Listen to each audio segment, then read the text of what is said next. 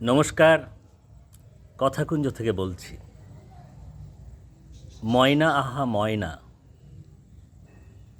এমনটি আর হয় না। ময়না আহা ময়না, এমনটি আর হয় না। সোনার বাউটি রূপোর বাউটি, তোর কপালে সয় না। ময়না আমার ময়না, পাতলা পাতায় জল উঠেছে, রোদ্দুরে তা রয় না। ভেবেছি তোর সোহাগে ভোর হবে আমার বিশ্ব, কুরনো ফুল বকুল এনে মন হয়েছে নিঃস্ব। ময়না আহা ময়না, আমার বক্ষে জড়িয়ে দিলি ভারী মেঘের গয়না। লাল করম চা নীল করম চা, মনে লোভের অম্বল। লাল করম চা নীল করম চা, মনে লোভের অম্বল। সুখে থাকবো হাওয়ায় খুশি, পুরনো দই দম্বল। হেলা ফেলায় ছাড়িয়ে দিলাম ময়না, হেলা ফেলায় ছাড়িয়ে দিলাম ময়না। জল কুলকুল নদীর কথা রোদ্দুরেতে কয় না। ময়না আমার ময়না রে, আমার জন্যে আনো কুসুম, উহার প্রাণে সয় না রে। ও কালো সাপ হয়েছে তোর বুকের মধ্যে রয়েছে, ও কালো সাপ হয়েছে তোর বুকের মধ্যে রয়েছে। তোর নয়নে ফুটেছে আদর, উহার জন্য আন্ধারে।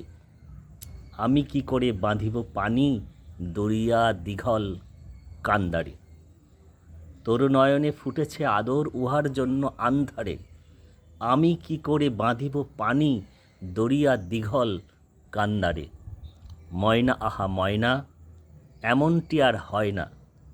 সোনার বাউটির উপর বাউটি, তোর কপালে সয় না। শক্তি চট্টোপাধ্যায়ের এই চমৎকার একটি কবিতা শক্তির পদ্য সমগ্র থেকে নিয়ে পড়লাম। কবিতার নাম দিনের অন্তরাল।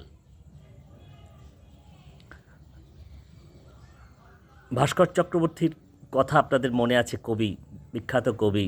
তিনি লিখেছিলেন, শীতকাল কবে আসবে সুপর্ণা। শীতকাল তো এসে গেছে, এসে গেছে কি বলছি, শীতকাল পৌষের একদম দরজায় আমরা দাঁড়িয়ে আছি। তো মান্নাদের গান শুনেছিলাম, আপনাদের মনে আছে, পৌষের কাছাকাছি রোদমাখা সেই দিন। তো সেই দিন রোদমাখা এই দিন চলে এসেছে। তো এমন দিনে শক্তির কবিতা পড়া, একটু রোদ মেখে, এর তো কোনো তুলনা হয় না।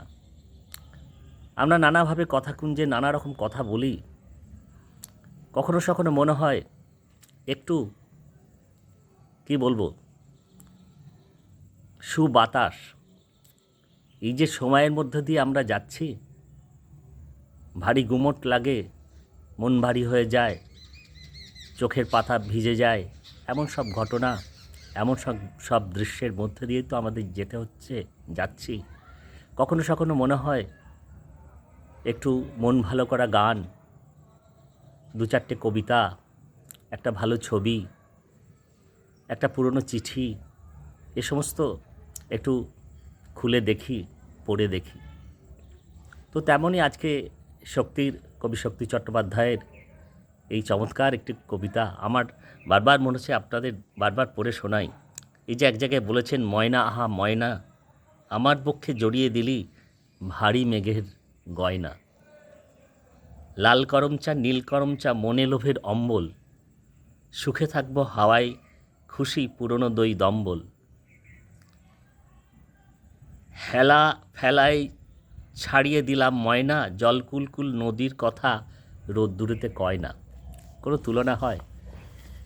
এ শক্তির পক্ষেই সম্ভব, কবি শক্তি চট্টোপাধ্যায়ের পক্ষে। তো ঠিক আছে, আজকে একটু হালকা ফুলকা, নিশ্চয়ই আপনাদের ভালো লেগেছে। আপনারা নিয়মিত কথাকুঞ্জ শুনছেন, মূল্যবান মতামত দিচ্ছেন, আমরা নিশ্চিত করে প্রাণিত হচ্ছি। সমৃদ্ধ হচ্ছি। অন্যান্য পর্বগুলির মতো এই পর্বটিও আপনাদের কেমন লাগছে নিশ্চিত করে জানাবেন। ভালো লাগলে লাইক, শেয়ার, কমেন্ট করবেন কমেন্ট বক্সে, বন্ধুদের শেয়ার করবেন।